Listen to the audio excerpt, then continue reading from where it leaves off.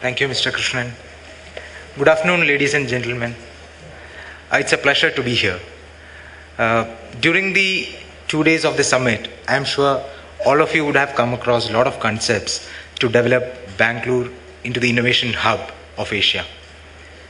And we heard from several eminent speakers, including ours, today and yesterday, about the innovation stories of large organizations and how they are benefiting from experiences in different geographies. Today, it is not just the large organizations that have realized the importance of innovation. Even smaller ones are talking about it. There is a focus right at the top and an intent to implement it, which is very encouraging. When we talk about innovation, even some small companies are trying to change the culture of the organization to build an ecosystem in those companies. And large companies are also trying to do that in a larger framework. When we try to talk about the culture of innovation, there is one particular aspect which most of these companies miss out on. As Neil said, to drive innovation initiatives, we go and tell people, think out of the box. Companies make their message very clear that they want innovation. They want to innovate. But they don't tell them how to innovate. And that was the question with which Neil left the stage. The problem with this approach is that when the problem with this approach is that we focus on cultural and motivational aspects more than on how a person can innovate. This means that we are relying more on something that we call chance innovation, whether it be for incremental or for breakthrough. And I'm sure all of you would have encountered this in your own organizations. It all starts with the spark of an idea from an individual or a team. What it really means is that we are relying on the chance that someone will stumble upon an idea when all these cultural and motivational aspects are taken care of. I'm sure that for an organization to continuously innovate, chance innovation or chance discovery is not the way. So how can companies innovate? I think there are two aspects which companies can focus on. One is functional innovation and the other is systematic innovation. Functional innovation is about innovation in products, processes, business models, and services. When the advantage of focusing on functional innovation is that it broadens the scope of innovation from just a mere R&D exercise to a larger organizational responsibility. It also conveys the message that everyone in an organization can innovate in their realms of operation, and which is very important. Systematic innovation is the how. How does one innovate? It is about having a structured approach or methodology to come up with creative and innovative ideas that can create value. It bundles tools and methods which can be used by employees to create new ideas. And this is the approach that companies can adopt to ensure that they can continuously innovate.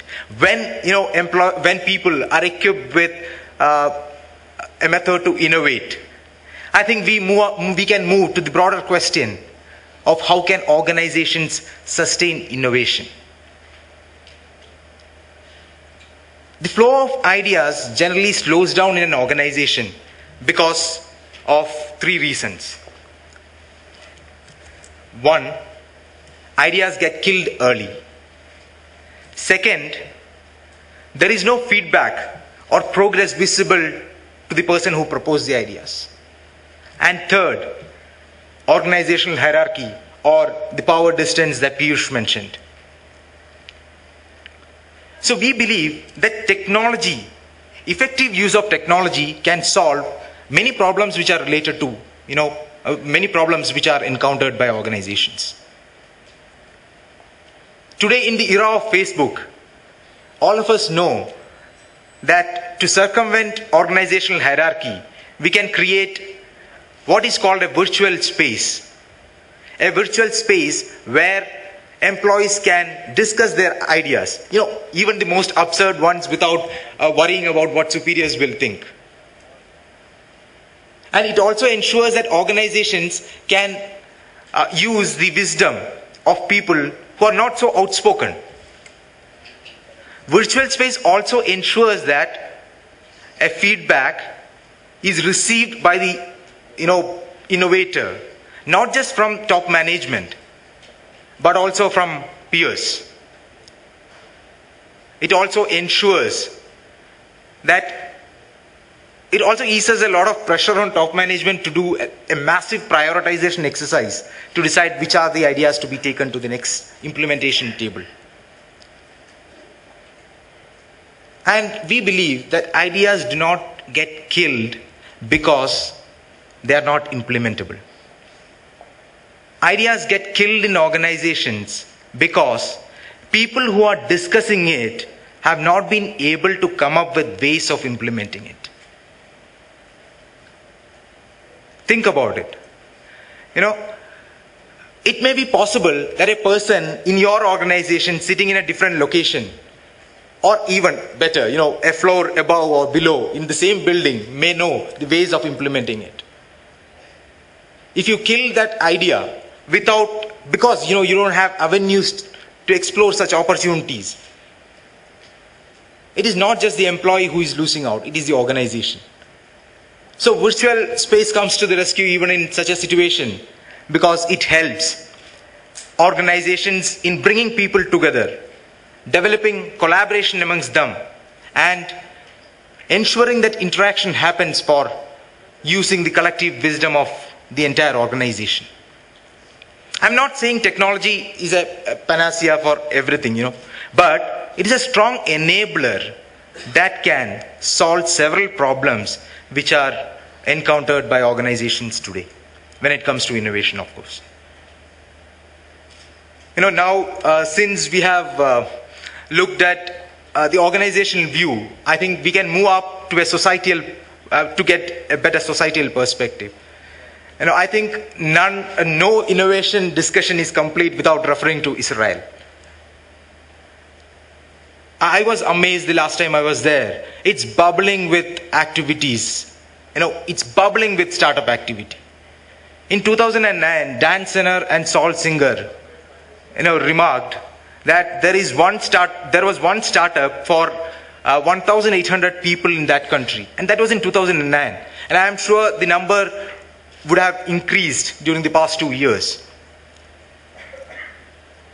It is not right to compare India with Israel, but I think it is only fair to compare Bangalore with Israel. It is not just the population. Israel is smaller than us. It's only 7 million, and we are 9. It is the abundance of talent which is available in both these regions that make them similar. But what makes them dissimilar, or what differentiates Israel from Bangalore, is the kind of ecosystem they have. They have tried to tackle two problems which are related to innovation. One of knowledge and the other of financial resources. To take the example of one of the high-tech incubators that we visited, which is Kindrot Incubator located in Tel Aviv. They had close to 15 startups which are focusing on water technology alone.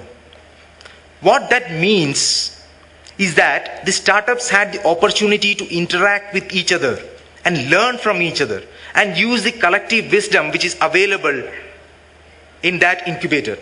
Arise, I was happy to see something like Arise coming up in the nanotechnology.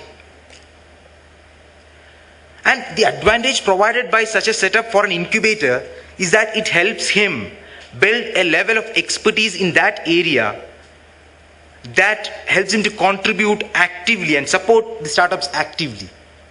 This is very different from the kind of generic incubators that we see here. Secondly, they try to focus really hard on building a very robust venture capital industry there. It all started in 1993 with a fund called Yosma, is what I believe. Yosma. But they did not stop there. They have come a long way. Today it is said that if an Israeli, it was told to me by a professor in Israel from Tel Aviv University, that if an Israeli wants to start a company, has an idea and wants to start a company, he will do it in a week. That's the kind of ecosystem that we are talking about. In India, the VC industry itself is not very evolved. Forget early stage, funding. The early stage capital opportunities are very, very limited. And that is why we see several service-based startups, even in Bangalore, and very few product-based ones. I think, when we look at it, was when I was talking to Mr. Vijay Kumar, he mentioned that the problem, he was, bang on. He said that the problem is that people with money do not have domain knowledge, and people with domain do not have the money to do what is required. And it's precisely correct in our context. But when we look around, what do you see? Bangalore has the right ingredients for creating a perfect and robust ecosystem for innovation. We have the best centers of learning.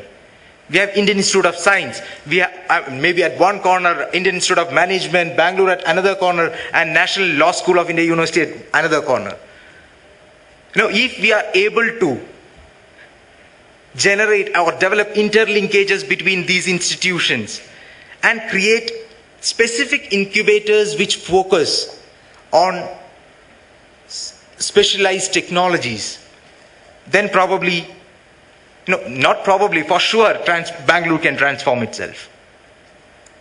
Similarly, these institutions should focus on working with large companies to create the kind of financial and technological support that can be provided for startups during the initial stages. So I think the imperative for Bangalore today is to ensure that such an interlinkage can be developed. And that is the imperative for Bangalore, for growth, for sustaining growth for business and society. Thank you.